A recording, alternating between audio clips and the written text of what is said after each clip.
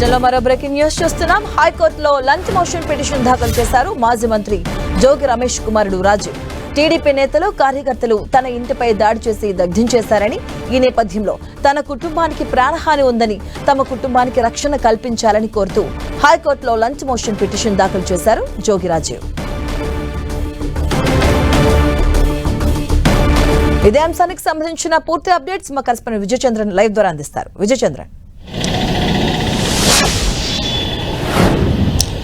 నిన్న ఇబ్రహీంపట్నంలో జోగి రమేష్ ఇంటి మీద వైసీపీ చెందినటువంటి నాయకులు కార్యకర్తలు దాడి చేసి అక్కడ విధ్వంసం సృష్టించడం అయితేనేమి, తర్వాత ఆ ఇంటికి నిప్పు పెట్టడం అయితేనేమి, ఈ నేపథ్యంలో తన కుటుంబానికి రక్షణ కల్పించాలని చెప్పేసి మాజీ మంత్రి జోగి రమేష్ కుమార్ జోగి రాజీవ్ హైకోర్టులో లంచ్ మోషన్ పిటిషన్ దాఖలు చేయడం జరిగింది.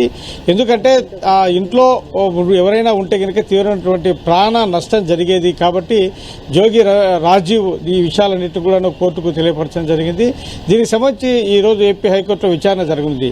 మొన్న జరిగినటువంటి ఏదైతే అంబటి రాంబాబు ఇంటి మీద దాడి జరిగినటువంటి నేపథ్యంలో అంబటి రాంబాబు కూడాను ఆయన సతీమణి విజయలక్ష్మి హైకోర్టులో లంచ్ మోషన్ పిటిషన్ దాఖలు చేసి 24 గంటల పాటు అంటే పరిస్థితి చక్కబడేంత వరకు కూడా తమ కుటుంబానికి రక్షణ కల్పించాలా అని చెప్పేసి హైకోర్టులో లంచ్ మోషన్ పిటిషన్ వేసింది. తర్వాత హైకోర్టు వారికి రక్షణ కల్పించాలా అని చెప్పేసి హైకోర్టు ఆదేశాలు జారీ చేసింది.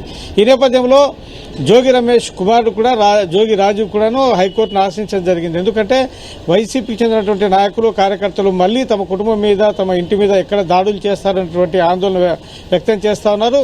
ఇప్పటికే వారికి సంబంధించినటువంటి తీవ్రమైనటువంటి ఆస్తి నష్టం జరిగింది.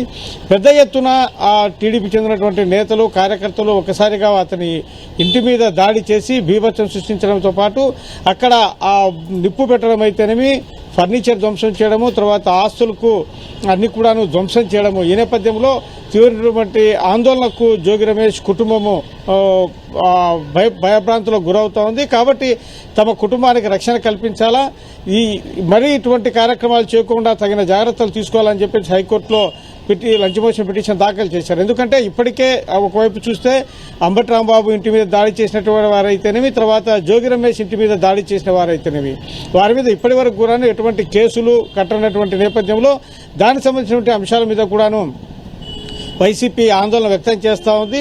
ఇంతమంది దాడులు చేసి ఇండ్లను కార్యాలయాలను దగ్ధం చేస్తున్నా కూడాను, బీభత్సం సృష్టిస్తున్నా కూడా వారి మీద ఎవరిని అరెస్ట్ చేయలేదు, కేసులు కట్టలేదు.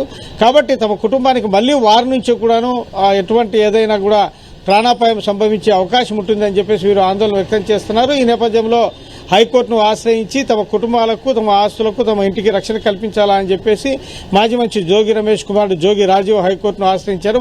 దీనికి సంబంధించి మరి కాసేపట్లో ఏపీ హైకోర్టు విచారణ చేయనుంది. Right, thank you Vijayachandran.